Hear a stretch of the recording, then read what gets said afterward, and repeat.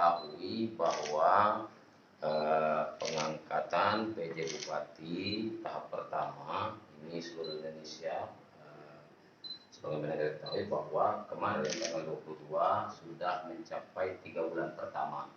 Nah, berkaitan dengan itu kami dari pihak PJ diminta menyampaikan laporan, dan kita dari Kabupaten Tebo kemarin di tanggal 18 kita sesuai aturan sudah menyampaikan, dan alhamdulillah kemarin 2 yang menyampaikan di tanggal 18 itu Kabupaten Tebo dan Bengkulu Tengah yang menyampaikan. Sementara yang 2 lain di Provinsi Jambi ini kemarin sudah menyampaikan hari Senin kemarin.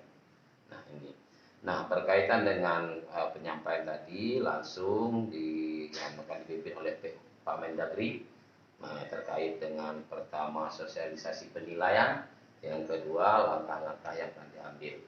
Sebagaimana kita ketahui bahwa penetapan PJ yang kali ini terpanjang masa jabatannya seumur Indonesia, ini disampaikan tadi. Nah, ini terpanjang ini menyikapi dari Undang-Undang Nomor 10 Tahun 2014 terkait dengan pemilihan kepala daerah serentak.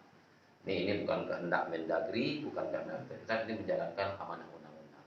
Di mana salah satu pertimbangannya bila dilaksanakan pemilihan serentak ini karena kita menyesuaikan dengan RPJMN, Rencana Pembangunan Jangka Menengah Nasional.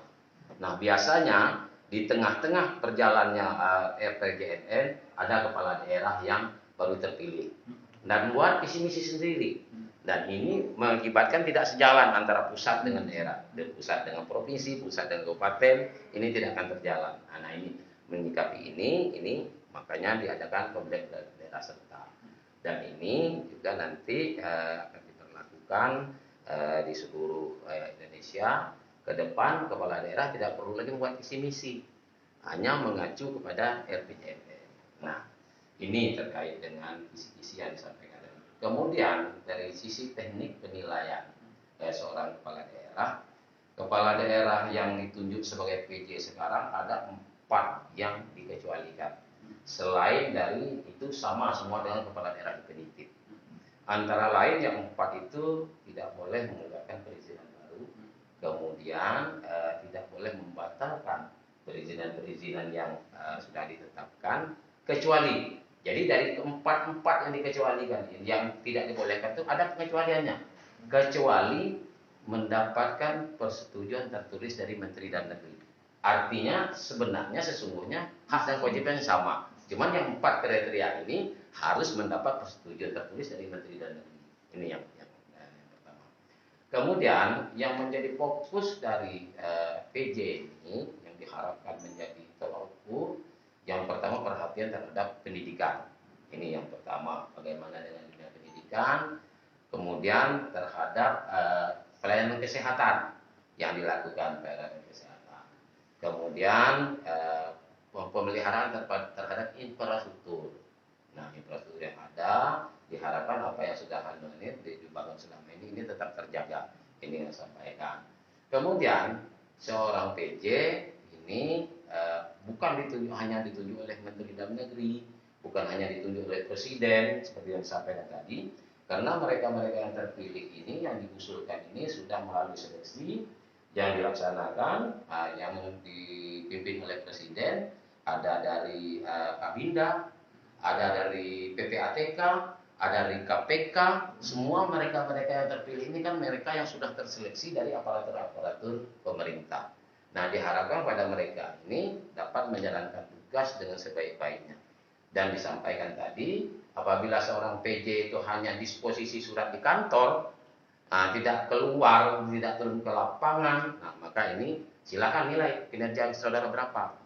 Sebab yang diharapkan PJ ini turun ke masyarakat, menyerap aspirasi masyarakat, menemui tokoh-tokoh yang ada di desa. Ini yang diharapkan oleh karena disitulah dapat apa-apa yang perlu mendapat penanganan segera. Nah, mengenai penilaian tadi disampaikan, saudara silakan ukur sendiri kinerja saudara seperti apa. Apabila ukuran itu sama dengan yang lama, berarti saudara tidak bekerja. Apabila kurang dari yang lama, berarti laporan merah. Nah, tadi disampaikan beberapa hal. Salah satu contohnya tadi penyerapan anggaran. Nah, kita di Kabupaten Tebo ini ketika kami masuk ini penyerapan anggaran kita baru 23,73%. Nah, alhamdulillah sampai Maret kemarin penyerapan anggaran kita sudah 58,47%. Ini yang disampaikan kemarin. Kemudian terhadap penanganan COVID, vaksin, ketika kita masuk di sini kemarin, vaksin kita itu baru 12%. Nah, sekarang sudah mencapai 37%. Sudah 37%. Kemudian juga disampaikan penanganan stunting. Penanganan stunting kita memang kemarin stunting tinggi, ini kita sudah lakukan bekerja sama sesuai dengan yang diarahkan tadi kebetulan, supaya mengaktifkan PKK, posyandu, ini semua diaktifkan untuk menekan stunting ini. Kemudian kerawanan pangan kita sudah lakukan pemanfaatan lahan tidur seperti tadi yang baru-baru kita lihat Pak Kasat di sini mencanangkan penanaman jagung dan sebagainya itu untuk memanfaatkan lahan tidur. Kemudian stabilitas keamanan daerah. Kita pada tanggal 4 Juni kemarin mendapat penghargaan dari Kapolda bahwa salah satu daerah yang tertib, insya Allah, dan keamanannya terjaga. Kira saya itu sebentar. Hingga bulan ini sudah dilakukan evaluasinya. Ya. 3 bulan ke depan sudah dilakukan, ada arahan dari Mendagri? Mendagri arahnya seperti itu. Kalian perhatikan, pertama kesehatan, kedua pendidikan, lakukan turun harus banyak di lapangan daripada di jangan hanya sekedar di posisi nota dinas. Nah, arahnya ke situ. Jaga infrastruktur yang sudah ada. Nah, tinggal nanti kalian melihat di situ. Kalau intinya kalau sama dengan berarti Anda tidak bekerja. Kurang dari itu artinya kerja saudara Anda. Kalau ada peningkatan berarti kalian betul bekerja.